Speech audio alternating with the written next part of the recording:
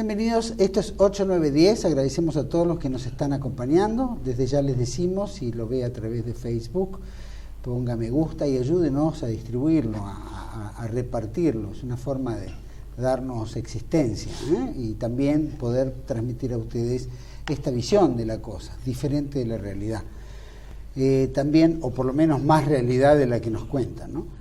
Y también, por supuesto, siempre a través de YouTube, suscríbase, ayúdenos también de alguna manera a viralizar este esfuerzo que hacemos aquí a través de TLV1, toda la verdad primero para usted y para nosotros. Desde ya agradezco todos los mensajes que recibimos, también con la visita de Javier Casaubon la semana pasada, que fue muy valioso porque se habló del bien común, algo muy poco común, Siempre se dice el sentido común, que es en realidad el menos común de los sentidos. Pero bueno, fue muy valiosa la conversación y tuvimos una linda repercusión. No fue un video muy visto, pero tuvo su importancia por el tema. Hoy vamos a dedicar el programa especialmente porque se avecina otro aniversario de la batalla de la Vuelta de Obligado, donde se disputó y se defendió la soberanía nacional bajo el gobierno del general Juan Manuel de Rosas, y con la anuencia y ayuda indiscutible de Mansilla, Lucio Norberto Mansilla, de Álvaro Alzogaray y tantos otros, supieron defender nuestra soberanía contra las pretensiones extranjeras de Inglaterra y Francia, dos potencias tremendamente fuertes en aquella época. Para tocar este tema y profundizar un poco en la historia, que siempre nos viene bien, especialmente en una Argentina en la cual la soberanía es vulnerable permanentemente y es vulnerada permanentemente, tengo un invitado muy agradable que ya lo hemos tenido anteriormente, pero es un amigo de la casa y me gustaría presentarlo al ingeniero Leonardo Castanino. Leonardo, gracias por estar aquí. No, al contrario, gracias por la invitación. Leonardo Castanino, por supuesto, es escritor, investigador histórico, por lo menos se ha dedicado, aparte del mundo ingenieril, también a los hechos históricos. Y, por ejemplo, sacó unos 4 libros al menos. La Ley y el Orden, Juan Manuel de Rosas, La Ley y el Orden. Sombras y Verdades, sobre la historia también de Juan Manuel de Rosas. La Guerra del Paraguay, que se refiere a la Triple Alianza. Y uno que es anecdotario, pero muy valioso también, que dice, ¿quién inventó el dulce de leche? Así que, bueno, Eduardo, vamos a tocar un poquito de toma y seguramente, ya lo habíamos hecho el otro programa en el cual decía quién inventó el dulce de leche, pero vamos a recalcarlo, porque, ¿no es cierto?, los rosistas siguen mencionando que el dulce de leche fue creado o fue inventado, cuando el general Lavalle va a visitar en la estancia de los Cerrillos al general Juan Manuel de Rosas para dialogar, toman un mate, se acuesta a dormir, Rosas lo despierta con un mate, y en todo ese barullo que había en el campo, o por lo menos en la estancia, de estos chimentos que iban entre las negras, los gauchos y los soldados, se les quema la leche y bueno, y ahí... Claro, yo eso lo puse medio en broma en un foro y se armó una discusión, porque yo ponía que eso no podía ser cierto porque Rosas no tomaba mate dulce, y que en esa época la leche era medio escasa. Además, Rosas no iba a tener paciencia de esperar que la mucama esté 2 horas revolviendo el dulce de leche, en fin, para tomar un mate, en fin. Bueno, pero hacían mucho el arroz con leche, por ejemplo. Sí, claro, pero yo desmiento que haya sido, digamos, la causa del invento. Sí.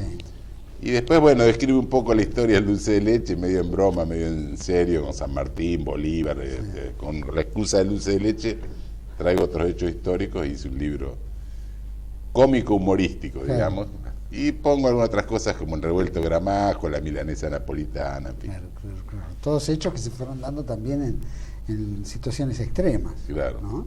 Especialmente en la campaña del desierto se da el revuelto de Gramajo. El revuelto de Gramajo lo inventó el coronel Artemio Gramajo no tenía que hacer para comer, y entonces hizo un revuelto de papa y huevo y un poco de panceta y le dio a Roca y así empezó la... Así comieron y estuvieron fuertes para la batalla. Leonardo, hoy nos convoca el 20 de noviembre, que se va a cumplir en breve, que es la batalla de la Vuelta Obligada. Pero me gustaría, si pudiéramos hacer una ambientación de por qué se da la Vuelta Obligada, qué es lo que está ocurriendo en Argentina de 1830 a 1840, 40. Sí, incluso te diría que antes empezó todo, porque según la visión que tengo yo de la historia, ¿no? Sí.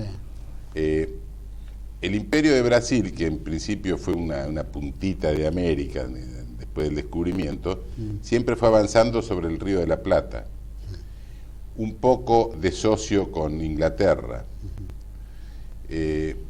Ahora, ¿qué pasó? Ya para 1800 ya estaba sobre el Río de la Plata, incluso habían tomado las misiones orientales, se la habían sacado a Paraguay, que Paraguay siempre las reclamó, habían estado sobre el estado de Río Grande do Sul, que incluso se quería rebelar y unirse a la Confederación, y había estado en lo que ellos llamaban la provincia cisplatina, habían estado en la colonia del Sacramento, que los habían desalojado, ahora habían vuelto a tomar, etcétera. Ahora, ¿qué pasó? Después de 1810, hacia 1811 o 12, en Paraguay asume primero una junta que estaba digamos, compuesta, entre otros, por Gaspar Rodríguez de Francia,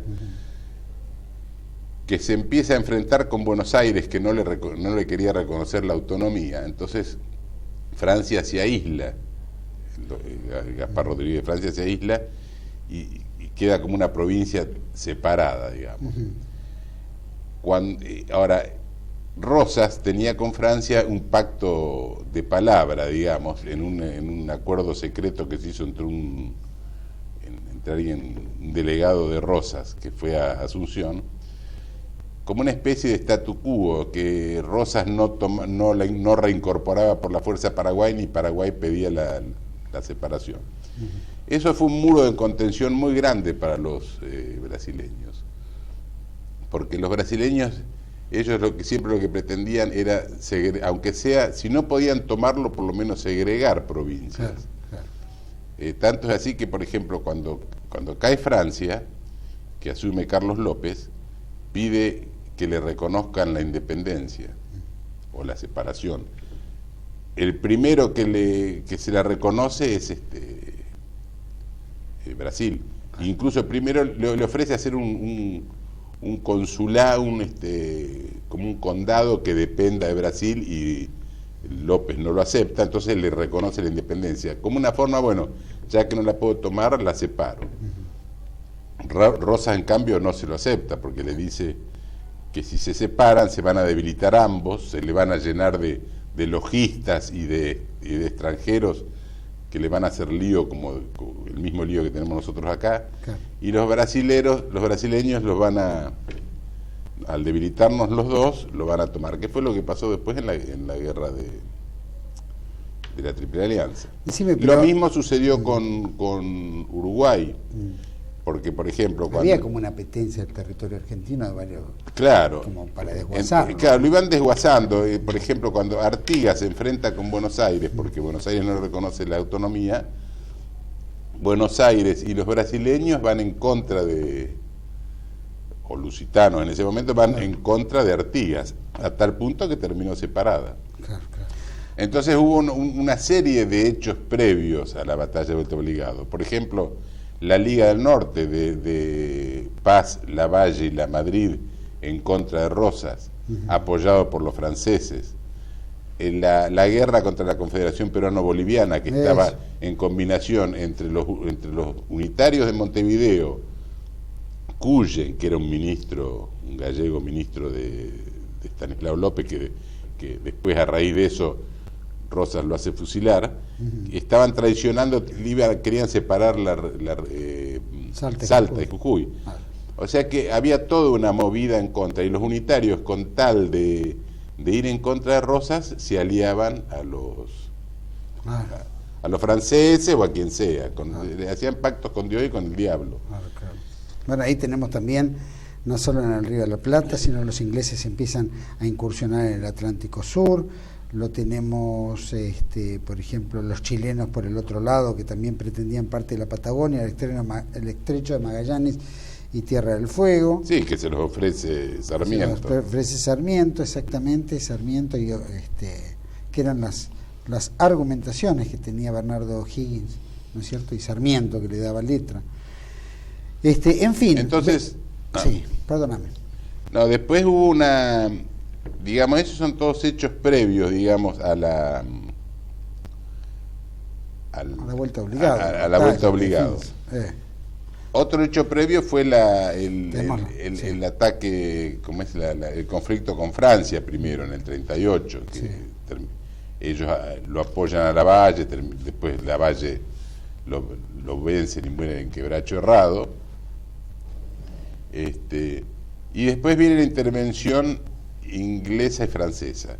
Los unitarios de Montevideo ya habían ido a Europa gestionando la intervención. Inclusive Brasil se había querido prender, digamos, en el mismo trencito.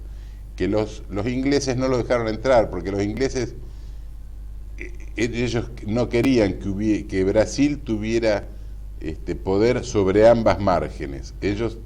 Los ingleses tenían a Uruguay, era la llave del Plata, o sea, digamos, la entrada que tenía. Lo mismo los franceses decían nuestra colonia, se referían a Uruguay como nuestra colonia.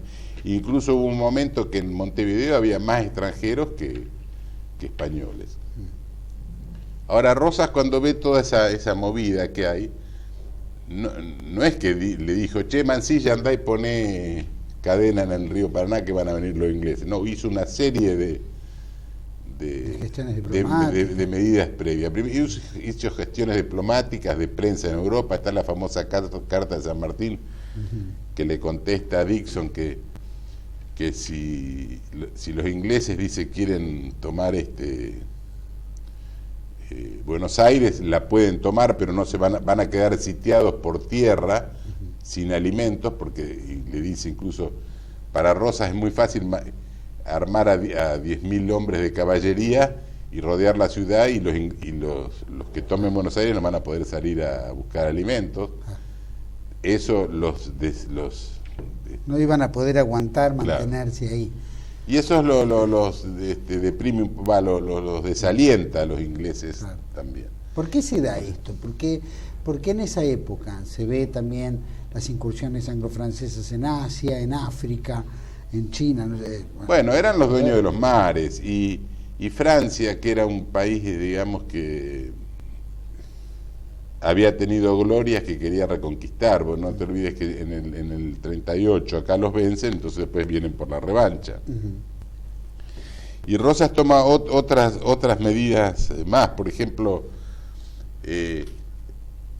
hunden en el río Paraná, hunden varios barcos, 3 o 4 barcos llenos de piedra, y no lo hunden incluso secretamente, los hunden supuestamente en forma secreta, pero por ejemplo, Rosas le dice le manda una nota al gobernador Crespo de Entre Ríos, dice, usted pare la navegación y deje pasar los barcos chicos, y explíqueles, digamos, o coménteles que no puede dejar pasar los grandes porque hay barcos hundidos en el canal, y van a encallar ahí. Y dice, no se preocupe porque no ellos lo difundan. Dice, porque lo que le va a causar eso es el inconveniente a la flota enemiga, que van a tener que ir sondeando el río por miedo de encallarse en un barco. ¿Qué fue lo que pasó? Estuvieron, por ejemplo, como pasaron Martín García, estuvieron días enteros sondeando el río, perdiendo tiempo, que era lo que necesitaba Rosas, ganar tiempo.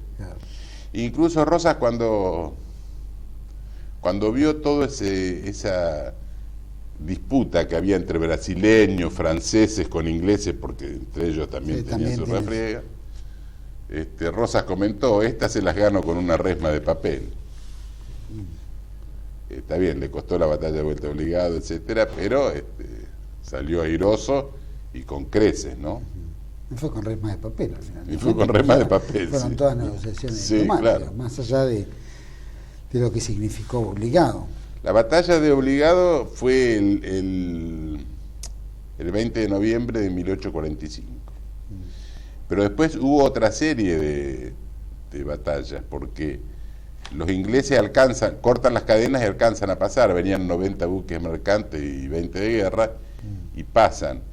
Pero ¿qué pasa? Los de la Confederación desde tierra lo siguieron persiguiendo. Ellos llegaron a Corrientes, incluso a Asunción, no alcanzaron a vender casi nada, porque claro, los comerciantes estaban miedo de comprarle a una flota en conflicto. Claro. Y en el regreso lo siguen bombardeando, digamos. Por ejemplo, en enero del 46 se luchan en San Lorenzo. Después está en Toneleros, en febrero. Quebracho, Tonelero, todo el trayecto. Quebracho fue, en Angostura de Quebracho fue en junio del 46. Sí. Y llegan a Montevideo. Fue bastante tiempo. ¿Cuánto duró todo el proceso? Ellos llegan a Montevideo y totalmente, porque por ejemplo en Quebracho y en Toneleros les incendian varios barcos, algunos porque traían vapores que vienen a auxiliar a los barcos los bombardean tanto que se tienen que retirar. Fue prácticamente una escapada, incluso hubo muchos muertos también ingleses y heridos. Llegan a Montevideo y en junio del 47, creo que fue ahí, se levanta el bloqueo y empiezan las negociaciones. El que primero viene a negociar fue UD, se llamaba, H-O-D. Y bueno, forman las bases, le dicen ellos, unas bases de negociación, se ponen de acuerdo, firman todo y se van. Ahora después, los ingleses empiezan a mandar otros negociadores, que venían ingleses y franceses. Y entonces le dicen que sí, que estaban de acuerdo, pero que querían darle un sentido más, un lenguaje más diplomático a la nota, bla, bla, bla, bla. Claro, lo que le querían cambiar el sentido, el espíritu de lo que habían hecho, que Rosas se niega. Porque, por ejemplo, cuando Fructuoso Rivera lo saca a Oribe quiere tomar de nuevo Montevideo porque él era el presidente legal. Y Rosas se lo reconoce y le manda unas tropas auxiliares, no una tropa un ejército invasor argentino, sino auxiliares. Y lo reconoce a Oribe como presidente legal y en cambio los anglo-franceses no. Seguían con Rivera. Claro, y quieren que ellos dicen que Rosas era un ejército agresor y Rosas decía que no, que él iba en apoyo del presidente legal. Entonces, esa disputa también se va a se trata en la parte diplomática después del levantamiento del bloqueo. ¿Fue cruenta la batalla? Y la batalla sí, murieron, creo que hubo algo de 500 muertos, heridos, incluso civiles, mujeres que habían ido en apoyo a las tropas. Los mismos y dentro de los ingleses también sufrieron sus bajas. Algunos ingleses dijeron que por suerte no hubo más víctimas, porque dice, en vista la bravura con que se defendió, dice, podríamos haber tenido mucho más pérdida de la que tuvimos. O sea, fue una batalla cruenta. Los federales estaban acostumbrados habían peleado cientos de batallas, no eran No, ya estaban entrenados, aparte veníamos. La batalla en sí había varias, lo que pasa es que tenían mucho menos armamento. Por ejemplo, las baterías que mandaba Torme eran baterías de 4 a 30 libras, eran 30, creo. La flota inglesa tenía 130 y tenían cañones estriados y hasta de 300 libras, incluso tenía las granadas Paixhan, se llama, que es una granada que debe tener como 25 centímetros de diámetro, incluso explosiva. Tenían mucho mejor armamento, incluso tenían vapores. ¿Se les hizo mucho daño? Y sí, hubo unos cuantos buques, algún hundido o incendiado. Sí, averiado. Tal cual. El costo de ellos era... Mira, vamos a hacer una pequeña pausa, pero dejo picando. El costo de ellos fue importante como para decir, bueno, hasta acá llegamos, vamos a firmar la paz, pero ahora volvemos enseguida.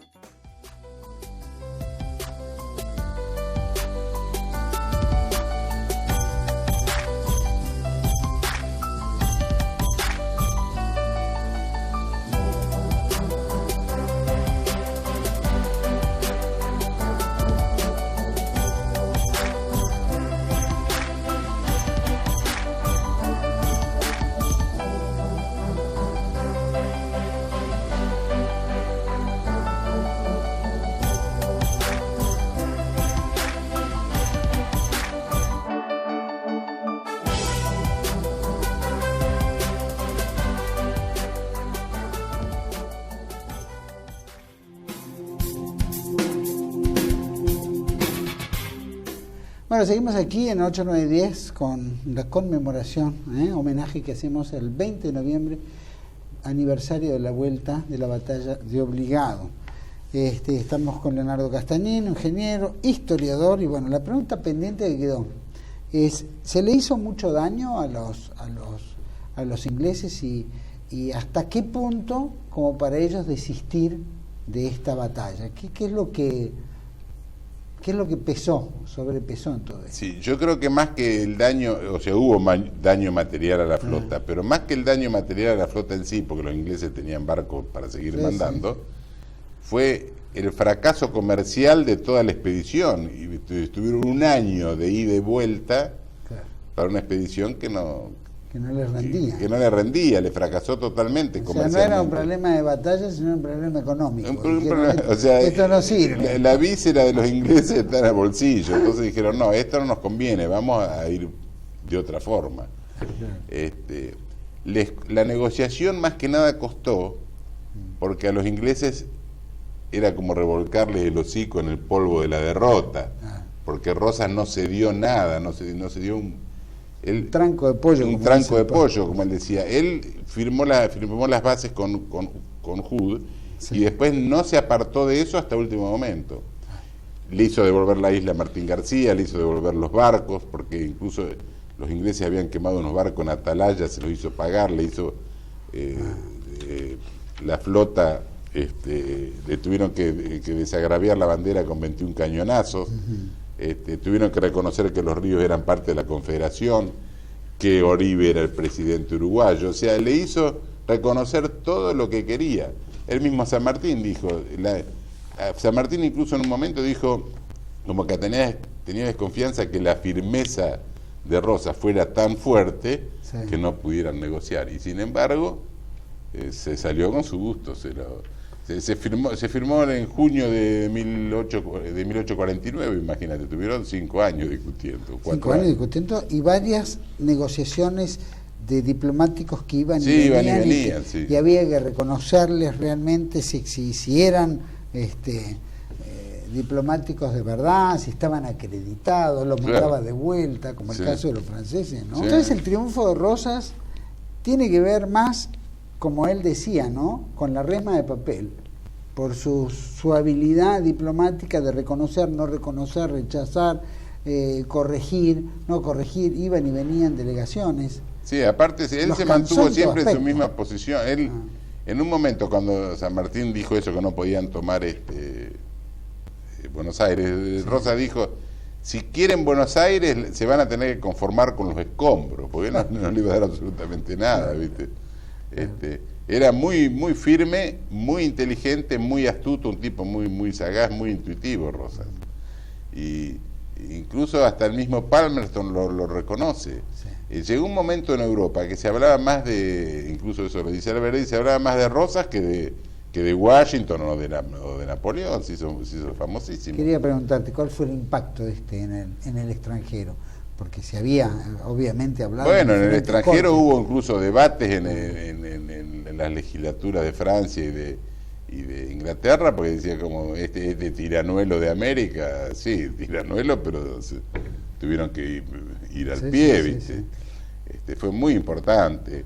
Algunos, por ejemplo, hay un historiador que es Muñoz Aspiri, el padre, que dice que fue el triunfo diplomático más importante de la historia argentina, porque realmente hizo valer el honor de la Confederación. No se dio absolutamente en nada. ¿Brasil qué rol jugaba en todo esto? Porque quedan como mal a Brasil lo dejaron afuera, digamos, y entonces se quedó a la expectativa. Después se tomó la revancha en Caseros, porque Brasil siguió, lo compró a Urquiza se dio vuelta, lo sacaron a López, y entonces continúa, digamos, el hilo histórico que yo venía diciendo de Brasil, que avanzaba sobre el Río de la Plata. Quedaba Uruguay, que había un gobierno blanco de Berro. Entonces lo sacan a Rosas, hacen el pacto de Pavón y Cepeda entre Urquiza y Mitre, que Mitre se queda con la Confederación y Urquiza se retira. Urquiza se retira y queda en la Mesopotamia, intocable, digamos, con un pacto que no lo iban a tocar. Mitre, ¿qué hace? Lo trae a Venancio Flores y a otros uruguayos para arrasar con las provincias del interior de los federales. Todos los caudillos. Los caudillos, después los incentiva a que lo saquen a Berro. Venancio Flores va y se pone de presidente, entonces hacen la Triple Alianza ahí en 1864, que es el porteñismo, digamos, mitrista, el montevideano y el Imperio de Brasil, hacen la Triple Alianza contra Paraguay, que era una provincia autónoma y un mal ejemplo contra... Era el único territorio americano que no tenía deuda externa, tenía ferrocarriles, tenía telégrafo, era mucho más adelantado que nosotros, y no había logias masónicas, porque la primera logia masónica se funda en Asunción después que cae Asunción. Y vos fijate que todos los que intervinieron en la guerra de la Triple Alianza eran todos masones: Mitre, Urquiza, Sarmiento, Paunero, sí. Pedro II, el conde de U, que era yerno, Venancio Flores, pelearon contra Paraguay. Una vez que cae Paraguay, se quedaron dueños de todo. La única revuelta que hubo después fue la de López Jordán, que como se sintieron traicionados por Urquiza, en realidad no quieren matarlo, querían que se autoexilie, pero Urquiza reacciona y lo matan. Entonces Sarmiento manda el ejército contra López Jordán, lo vence en 3 oportunidades, que López Jordán cruza Uruguay y vuelve, y se acaba el federalismo. Ahora una curiosidad, ¿no? Porque después de, llamémoslo, la firma de paz, el reconocimiento de la soberanía argentina, el saludo con 21 cañonazos al pabellón nacional, todo lo que logra Rosas, de alguna manera, en este evento que, como bien dijiste, tardó casi 4 o 5 años hasta la firma y el abandono de barcos, y etcétera, y desbloqueo total del Río de la Plata. ¿Por qué sigue? ¿Qué es lo que hace Inglaterra? Muta, y Francia mutan y dicen, bueno, por acá no podemos vencerlo, busquemos una vuelta en la cual podamos derrocar y volver a conquistarlo, porque Inglaterra es como un hueso duro de roer. Claro, cambiaron, digamos, los cañones por la economía. Tanto es así que vos fijate, después en la época de Mitre, Mitre, ¿por qué invade Paraguay? Dice, él lo dice, después de la guerra, dice, fuimos a Paraguay a llevar las banderas del libre comercio. Y vos fijate que acá empezaron a hacer ferrocarriles. El primer ferrocarril que se hizo, porque acá todos dicen, los ferrocarriles los hicieron los ingleses. El primer ferrocarril se hizo con capital argentino, particular, que iban comprando la tierra, poniendo rieles y comprando maquinaria inglesa, pero con dinero argentino, de un argentino, que salía de acá de Teatro Colón, iba a 11, Caballito, y después llegó hasta Mercedes. Los ingleses lo que empezaron a hacer el actual ferrocarril Roca, que era más caro que el argentino. Entonces, obviamente. Claro, entonces Mitre, ¿qué hizo? Compró el ferrocarril Sarmiento y se lo regaló a los ingleses. Esa es la verdadera historia de los ingleses, de los ferrocarriles. Para que lo administraran, que terminaron siendo dueños. Ahora Caseros se da que como una vendetta a Rosas en esa victoria de la vuelta obligada, porque los ingleses siempre se quedan con la sangre en el ojo. Sí, bueno, Casero fue la demolición del muro, porque el muro era primero Gaspar Rodríguez de Francia, que ya no estaba más, y Rosas, en la Confederación, que no lo dejaba avanzar a los brasileños. Y cae Rosas y los brasileños se hicieron dueños del Río de la Plata. Guido, en una carta que le escribe a un amigo, dice, pensar que hace 5 años, dice que no está Rosas, y ya los brasileños andan como dueños del río buscando camorras en el Río de la Plata y en el Paraná. Lo dice, y todo por culpa de nuestro error, dice Guido, o de nuestros errores. Sí.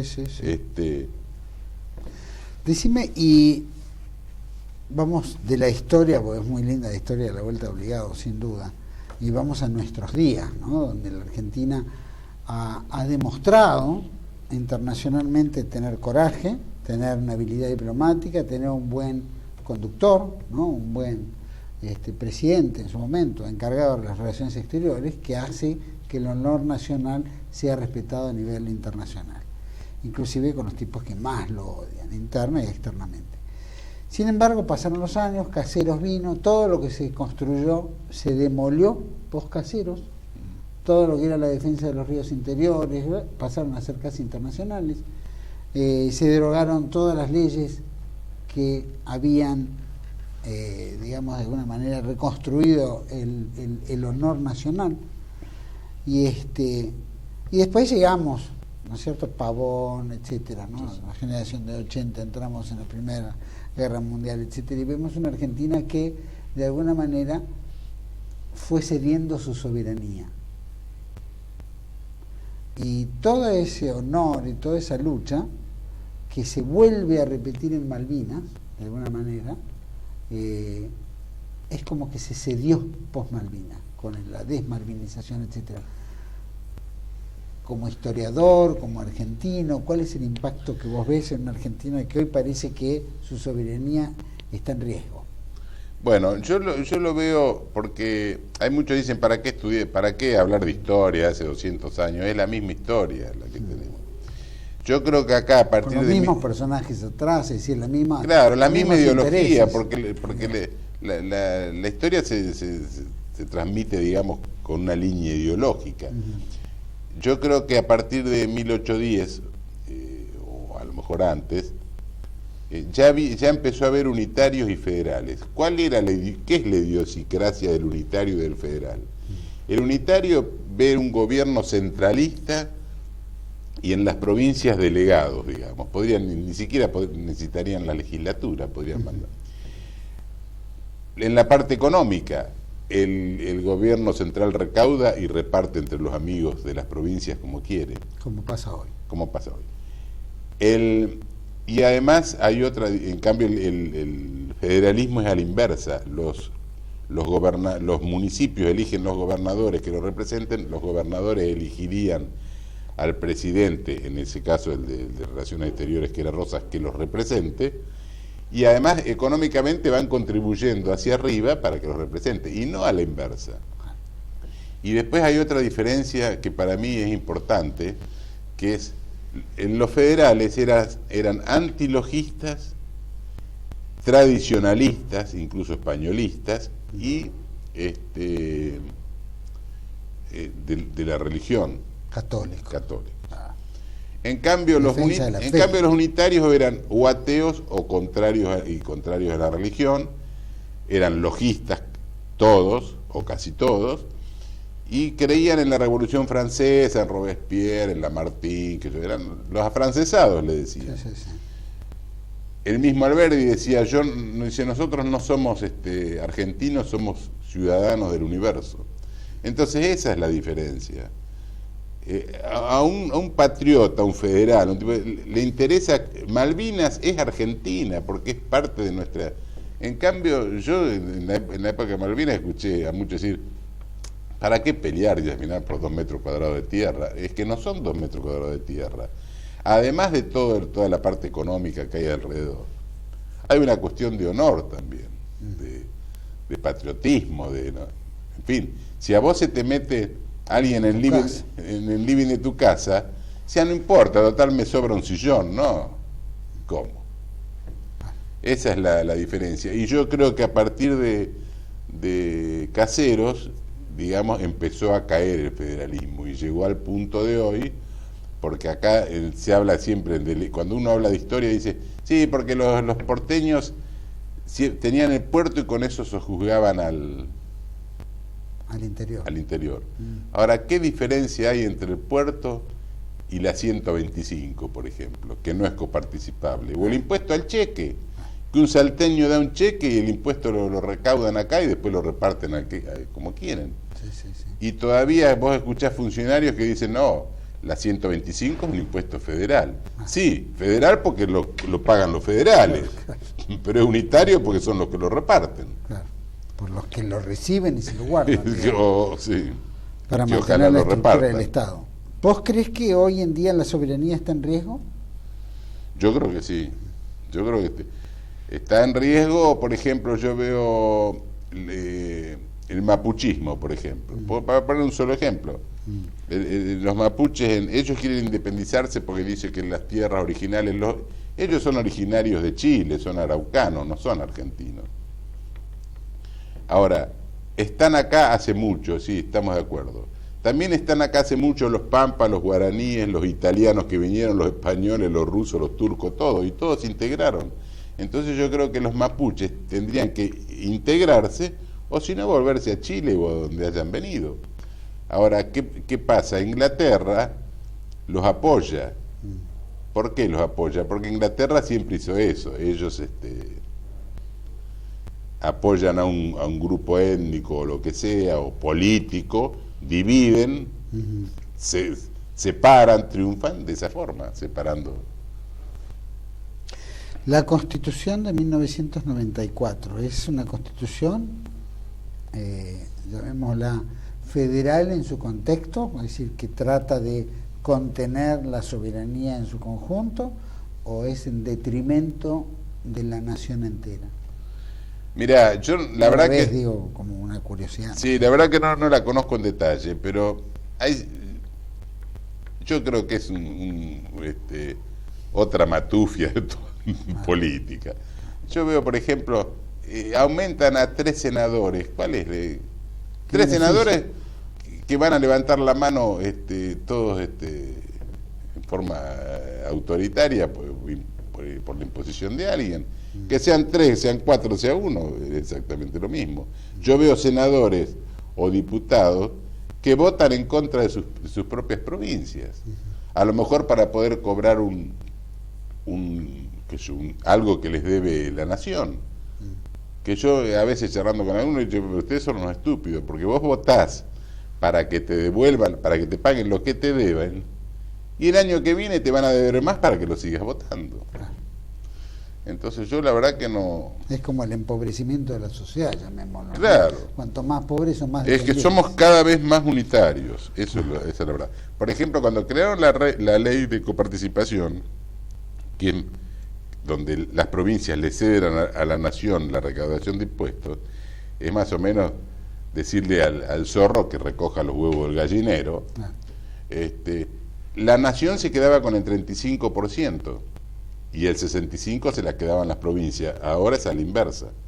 Y con un agravante fuerte también, que es, por ejemplo, a las provincias le devolvieron, por ejemplo, muchas escuelas nacionales, rutas, muchos servicios, pero le devolvieron los edificios pelados, pero no le dieron la correspondiente partida económica para sostenimiento. Por eso yo digo que somos cada vez más unitarios desde hace décadas, salvo... Puede haber algún periodo ahí que no haya sido así, pero en general vamos en caída hacia el unitarismo. Rosas sigue siendo un ícono, un hito para los argentinos, o vos crees que en estos 10, o llamémoslo desde la democracia colonial, desde la caída de Puerto Argentino hasta nuestros días, el Rosas que de alguna manera era oculto y que el revisionismo había rescatado con todas sus virtudes, se deterioró, porque se difunde más pro Rosas, pero se hace más en contra de Rosas? Sí, ¿sabés qué pasa? Yo creo que hay un grupo, aunque sea mínimo, de gente que comprende bien el rosismo y todo, pero ¿qué pasa? Hay otro grupo que tiene manejo económico importante, que usa la figura de Rosas, ¿viste? Rosas, el Che Guevara y no sé quién. ¿Qué tiene que ver el Che Guevara con...? Evita. Sí. A mí uno me decía, dice, yo tengo la misma línea, el mismo pensamiento político que usted. Dice, San Martín, yo soy admirador de San Martín, de Rosas, de Lenin, o de Stalin. ¿Qué tiene que ver Stalin con Rosas? ¿Pero qué me está hablando? Rosas estaba en contra de la Internacional Comunista. Así que si la Cámpora o quien sea quieren usar de Rosas, que saque las banderas de Stalin o del Che Guevara. Sí.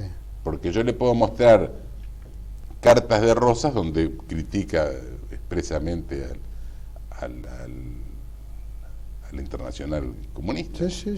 Aparte llamó la atención de cómo se venía dando el socialismo y comunismo en aquella época, que comenzaban las primeras manifestaciones de Marx en Londres. Rosas estaba en Londres en aquella época, o sea que perfectamente conocía estos movimientos materialistas, estos movimientos masónicos, con intereses muy... Lo que pasa es que, claro, todos quieren a las grandes figuras, o cuando una figura se eleva, digamos, la quieren usar. Lo mismo. La masonería dice San Martín es masón. ¿Era masón? Que sí, que no. Bueno, yo no sé si era masón o no. Lo que sí sé es que lo quieren usar porque era masón. Porque si hubiera sido, San Martín no hubiera triunfado, hubiera sido un desconocido, ni lo nombrarían. Sí, ni se acordarían. De hecho, ni se acordaban de San Martín. No. Creo que fueron pocos los que lo rescataron y ahí se transforma en el padre de la patria. Y Rosa también. Yo cuando iba al colegio, Rosa ni se nombraba, se pasaba de largo, una historia que la pasaban de largo. La batalla de Vuelta Obligado, yo le llamaba la batalla olvidada, porque fue no se conocía. Cuando los que empezaron a hablar de la batalla de Vuelta Obligado fueron los de Tacuara, los nacionalistas. Sí. Que incluso querían ir a rendir homenaje y hasta la policía los corría. Incluso habían embanderado Buenos Aires, decían, no me acuerdo cómo era el logo, la bandera, obligado es Tacuara o algo así, sí. Y la gente se preguntaba qué era lo que pasaba. O sea, era una batalla totalmente olvidada, se nombraban muchos otros. Sí, muchísimos otros personajes, pero no a Rosas. No, y cuando hablaban de Perón hablaban de la segunda tiranía, porque claro, la primera era Rosas. Claro. Bueno, te agradezco muchísimo, Leonardo, por esta entrevista. Fue muy rica, muy valiosa, por lo menos para recordar, para volver a poner en el tema, la soberanía, volver a poner el tema, ¿no es cierto?, algo que corre tanto riesgo en nuestra Argentina de hoy, ¿no? Yo creo que corremos grave riesgo. Hay que trabajar para eso, para evitarlo, evitar un riesgo. Es muy difícil, porque es una lucha difícil, porque difundir cosas, la gente está muy apática, muy confundida, está acobardada. Yo me acuerdo antes, cuando yo era chico, si un funcionario llegaba a tocar un peso, era un escándalo. Sí. No digo que no lo hayan tocado, pero era un escándalo. Ahora tocan millones y nadie... Sí, hoy tenemos un vicepresidente cuestionado, con las peores características. Tenemos una presidenta que está internada o que no sale, estamos acéfalos como gobierno y manejan toda esta cuestión, qué sé yo, Kicillof, Timerman, ¿no es cierto? Es muy difícil. Es que nos ha desbordado, todos esos hechos así nos han desbordado, pues, como nos han sobrepasado. La gente dice, no, yo no miro más, yo prendo Tinelli o prendo... ¿viste? No. Prefiere ausentarse de la realidad, sí, que es muy conflictiva para ella. No la Por eso creo que es una lucha difícil de difundir la verdad, ¿no? Leonardo, mil gracias. No, al contrario, gracias. Y espero que podamos hacer el año que viene algún bloque de historia así más preparado y enriquecer a nuestros televidentes. Bueno. ¿Hecho? Gracias. Muy bien, gracias a vos. A todos ustedes, como reflexión, ¿no? Porque realmente el Día de la Soberanía no es cualquier día. Recién Castanino decía que durante la época de colegio se tergiversaba, cuando éramos chicos, ¿no? Yo me acuerdo cuando iba al colegio y como yo era descendiente de Rosas, la profesora me hacía salir del curso, ¿no? Para evitar conflictos, entonces me mandaba a hacer cualquier gestión. O si entraba en conflicto, me mandaban a la dirección por desorden, ¿no? Desacato, como dirían. Pero bueno, era la forma en la cual uno lo defendía. Yo era chico, mucho tal vez no conocía, pero sin embargo lo llevaba un poquito adentro.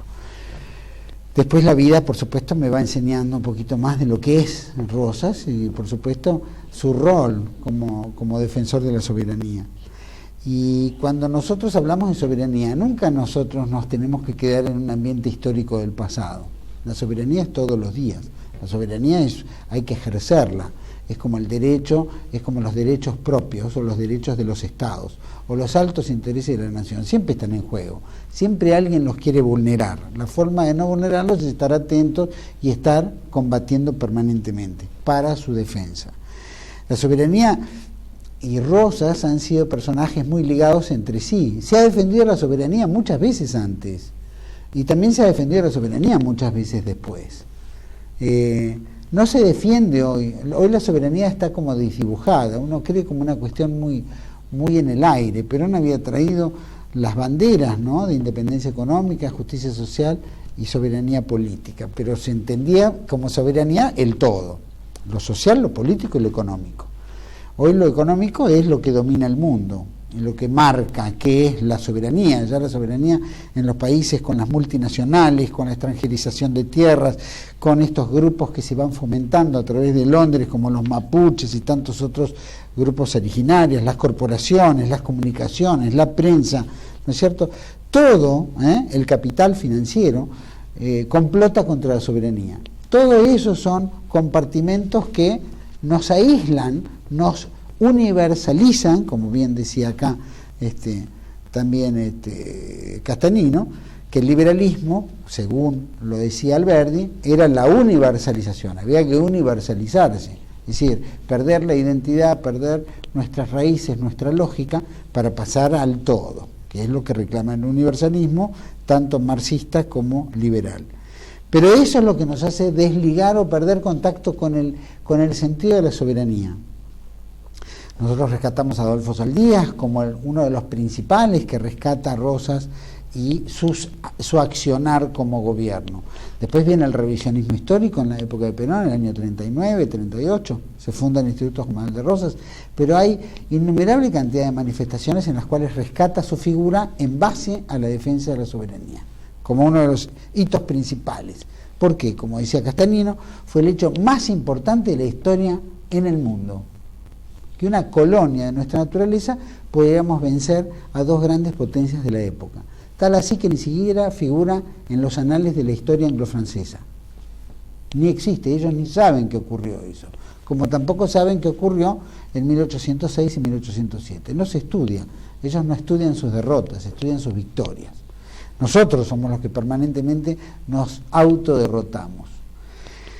Y cuando vemos en este contexto de la autoderrota, de este universalismo, llamémoslo, que complota contra nuestra propia soberanía, nos va enajenando nuestra conexión tierra, nuestra conexión historia, nuestra conexión pasado con el modernismo futuro, que es todo este desdibujo de capital financiero, etcétera. Tal es así que nosotros lo vemos en el gobierno nacional, se pacta, cuestiones secretas. Como decía Castanino, antes si un funcionario robaba un peso, era impensable, pero era impensable, no solo iba en cana, era una cuestión condenada por la sociedad entera, el tipo no podía ni siquiera salir a la calle. Y eso hoy no pasa.